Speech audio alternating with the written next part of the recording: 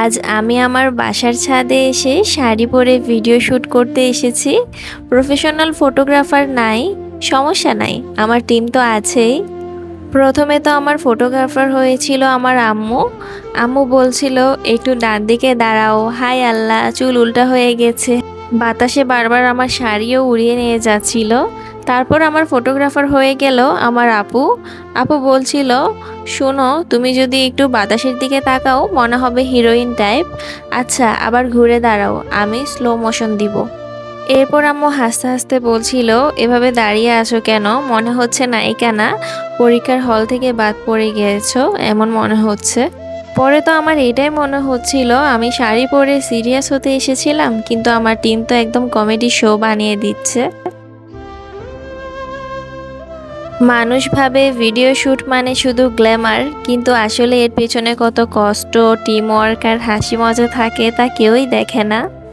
আমার professional team আম্মু আর আপু যদি না থাকতো হয়তো আমি আজ এতটা কনফিডেন্ট হতাম না। ক্যামেরা, আলো, এডিটিং এসবের বাইরে একটা জিনিস হলো বড় সাপোর্ট সিস্টেম।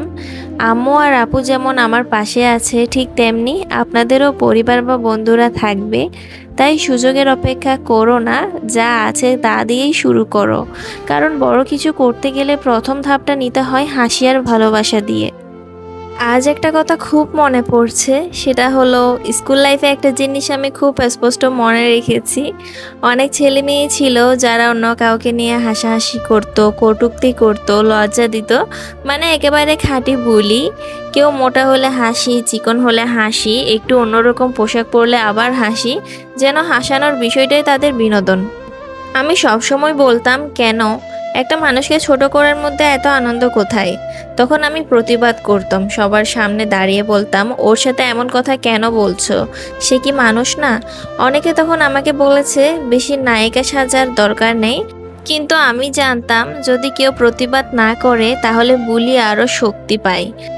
আমি বিশ্বাস করি একটা কথা, একটা প্রতিবাদ, একটা না, অনেক বড় পরিবর্তন আনতে পারে। আমরা যখন চুপ থাকি তখন বুলিরা ভাবে তারা ঠিক করছে, কিন্তু যখন আমরা দাঁড়িয়ে বলি না এটা অন্যায়, তখন ওরা বুঝতে বাধ্য হয়। আমি অনেকবার দেখেছি আমার প্রতিবাদ করার পর বাকিরাও সাহস পেয়েছে, ধীরে ধীরে ওই বুলি করার লোকেরা চুপ হয়ে গেছে। আমরা সবাই মিলে যদি বুলির বিরুদ্ধে দাঁড়াই তবে কেউ একা পড়বে না। তাই মনে রাখবেন, যখনই দেখবেন কাউকে কষ্ট দেওয়া হচ্ছে তখন নীরব দর্শক হয়ে থাকবেন না, কারণ প্রতিবাদ শুধু ভুক্তভোগীর দায়িত্ব নয়, প্রতিবাদ সবার দায়িত্ব। আজ হঠাৎ করে শ্যুট করার সময় আমার এই কথাগুলো বারবার মনে পড়ছিল, কারণ স্কুল জীবনে যখনই কোনো অনুষ্ঠান থাকতো আমরা অনেক বান্ধবীরাই কিন্তু সেজে গুজে যেতাম। তখন আমরা অনেকে বুলির শিকার হয়েছি।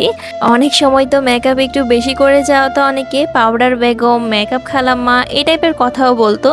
তাদেরকে এমনভাবে আমি প্রতিবাদ করেছি, জীবনে কখনোই আমাকে আর দ্বিতীয়বার কিছু বলার সাহস পাইনি। এখনও আমি দেখি স্কুল কলেজের অনেক স্টুডেন্টরাই এমন করে।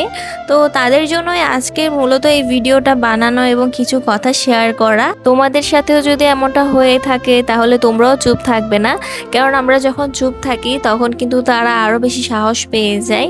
এটা আমার নিজেরই এক্সপিরিয়েন্স। আমি যখন প্রতিবাদ করেছি, আমি যখন জবাব দিয়েছি, তখন কিন্তু তারা নিজেদের জায়গাটা ভালো করেই বুঝতে পেরেছে। তো আমার কাছে মনে হলো তোমাদেরও একটু অনুপ্রাণিত করার জন্য হলেও আমার এই গল্পটা শেয়ার করা উচিত, আমার নিজের সাথে যেটা হয়েছে আর কি। কারণ আমি চাই না কারোর সাথে এমনটা হোক। আমরা যারা আছি সবাই যেন ভালোভাবে স্বাধীনভাবে বাঁচতে পারি, এটাই চাই। অন্য কেউ এসে আমাদের যেন মনটা ভেঙে না দেয় উল্টোপাল্টা কথা বলে। তার জন্য আজকের এই ভিডিওটি বানানো। ধন্যবাদ।